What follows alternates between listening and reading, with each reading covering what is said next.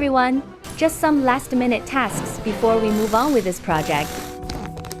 Okay, I've been doing my first grind at the welds, and it came out pretty good. Oh, it's all good. That was a lot of welding, man. That just was a lot of welding. What I'm gonna do here, what's supposed to happen is from this top edge, it's supposed to be flat. All right, it's perfectly flat, and then it kind of hits the fender about here and starts to roll down. And I've got a slight dip, so I've ground it flat along here where that decorative chrome piece goes.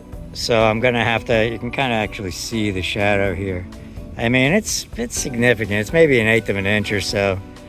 So I'm just gonna lay on some of that metal Bondo stuff and then just scrape it flat, and that'll be good to go. This all came out pretty good. What else was there? Yeah, it's all same thing here, but I knew that was gonna be rough, so to speak. Still gotta grind there some more. Because yeah, on the original cars, this area is leaded, all right? So they actually connect the valance to the quarter pound with lead here. So I knew that was going to be funky. All right, folks, preliminary grinding done on the driver's quarter panel, and came out really good. This is rough. This is all bead welding that got ground down. So, but I knew I was going to have to put a pretty decent layer of Bondo on there. So, not worried too much about the grinding aspect there. Similarly here, again, this is a preliminary grinding, so it's flat, but it's not beautiful because I don't care. I'm going to put a layer of that metal bonding along here, and then just fair it in.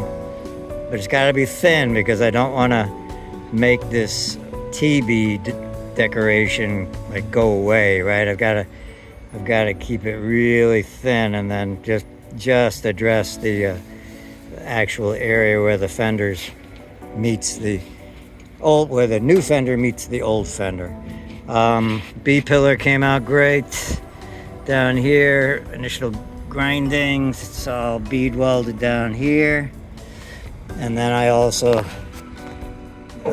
not bead welded, plug welded in the B pillar here, and it came out beautiful.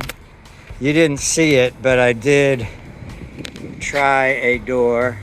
I put that door in here, and it fits beautifully. Good gaps along the outer sill here and along this edge. And the doors are very adjustable in all directions, so I know I'm not going to have a problem with that. I was kind of worried about my conversion from new B-pillar to old B-pillar style, but the door fit fine, no problems. First skim coat of Bondo is on. Again, I want to focus it just in this area right here where the two panels meet. I don't need to get down any lower. I've also been just doing cosmetic filling with this metal stuff, just jamming it into seams like the one down here. I'm actually going to fill this one here where these two panels meet. I'm not sure if I'm going to do it all the way down. I'm going to have to research that, how obvious that looks. And that's it. It's all preliminary. I'll sand all this stuff down when it dries, and then see where we go from there.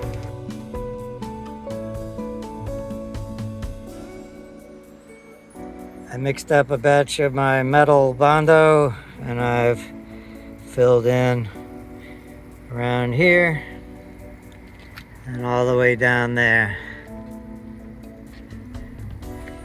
All right, so again, I just gooped it on right on the weld, and then just ran my pallet spatula, whatever that flexible thing is, from this top edge straight to where it hit the body, because I just want to fill in this kind of low spot here where the two panels come together. I don't want to get, you know, down in this area. There's no need to. I threw a little bit down here, because that's got to be leveled out to this balance to the quarter panel.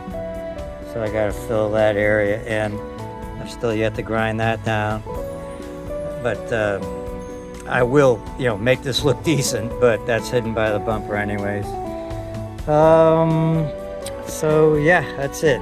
Just see what the next step brings. See if we still have a, you know, pretty bad low spot. Here it was fine coming across. This is pretty much just to fill in the bead weld, you know, recesses between them, that kind of thing. But this one, as I said, I did have a valley that I need to fill in, so.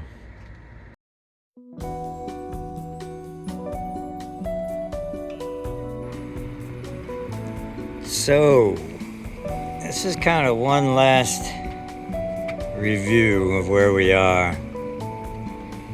I have done all the sheet metal work. I have put that metal bondo on some areas. This is where that chunk got patched in. What else is kind of different? Nothing really. I sanded and finished the bead welding where there was holes and pits and missing areas in all the welds. I went back and did that. And then I have just put another kind of skim coat of the metal bondo on that panel. I sanded and put a second skim coat of the metal bondo on here. This has all been bondoed as required. I'm gonna have to build that up because this panel was shit. I put on, sanded, I filled in, again with the welding, I filled in the pits and the voids and the bead welds. I put a bigger skim coat on to get these panels tangent across their boundary. And the same on this side. So up here, sanded it,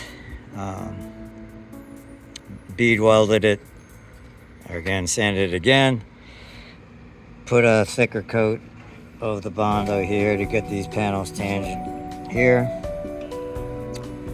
and going around, just put another coat here and here. So that's where we are. So this body, I'm happy to announce, after, I don't know, what has it been? I don't really know. I'm gonna say like 9-10 months of off and on. Work is finished.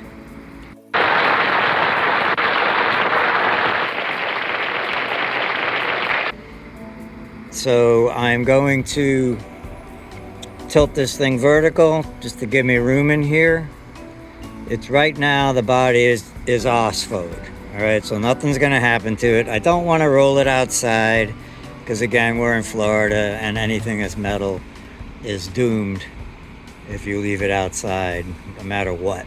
Doesn't matter what you put on it, you know, between the sun beating on it and then the humidity and the rain, and oh my God, it doesn't take long for anything to just go away down here. So I'll keep this in the air-conditioned room.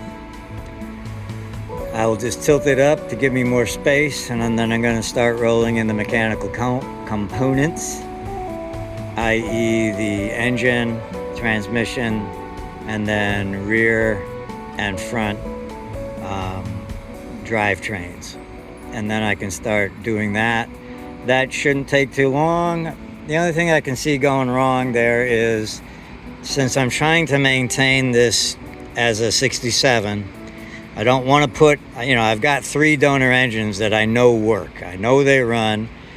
I've had, I know 2 of them run because I've had them running just for shits and giggles and driving them up and down the street. And I could very easily dump one of those. They're all 1800s. I could easily dump one of those into this body if the 67 is screwed up in some tragic way, like a cracked block or something that I just don't know about. But I would rather stick with that engine because it came from this, and again, I'm trying to keep it numbers matching, to quote, numbers matching. So I'm going to take that one apart. Hopefully it's all sound and just needs rebuilding, like rings and bearings and those types of things, seals, and put that back together. And I'm still debating, and I said this very early on in the video series, I'm still debating whether to put the things like the starter motor and the generator on it, because I have them. They're really expensive to rebuild. Just the kits to rebuild them are in the hundreds of dollars, versus putting, something nice and new that's reliable and gonna start and work. So that's a decision I'll have to make soon. Yeah, that's where we are. So thank you. I'm not ending the episodes. I'm just moving on from this. Once the all the mechanical components are done and nice and beautiful, then I'll pull this out of, quote, mothballs and finish what I've done. So I have to still sand things, I gotta do a little bit of grinding. Then I've got to address the remnants of the OSFO and the what do they call it? Dustless blasting. It gets sand everywhere, in these components here. I mean, it's no secret that it gets sand everywhere, but it's nothing that you can't get at. And again, you can't, I called Mr. OSFO and I asked, can you paint directly on OSFO once it's turned black? And just know that I have not painted this body. This is literally all black because of the reaction with the OSFO after the water bead blasting. So they say you can paint on this. I kind of don't believe them, although this is a beautiful surface as far as the texture.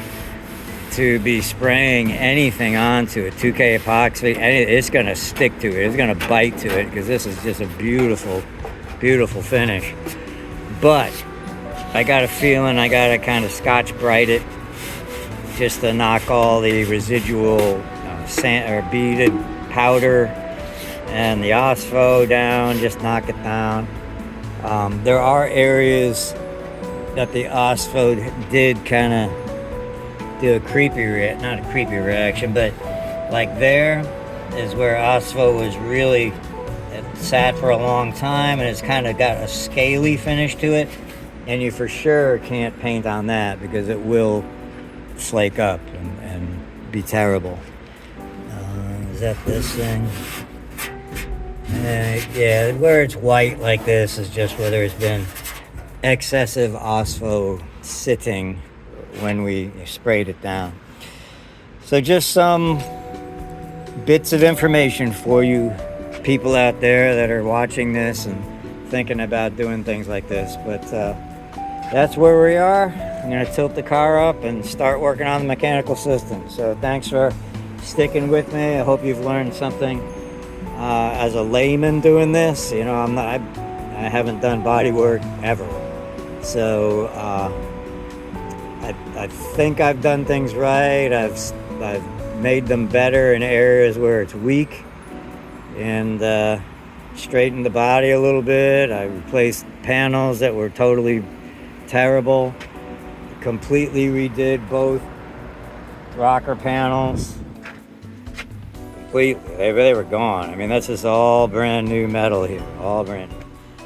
Put on two almost full quarter panels. So looking back, it's been a hell of a journey. It's been a lot of work, but we did it together, and I hope you learned something. Great job, John. Me and the girls are very proud of the work you've done.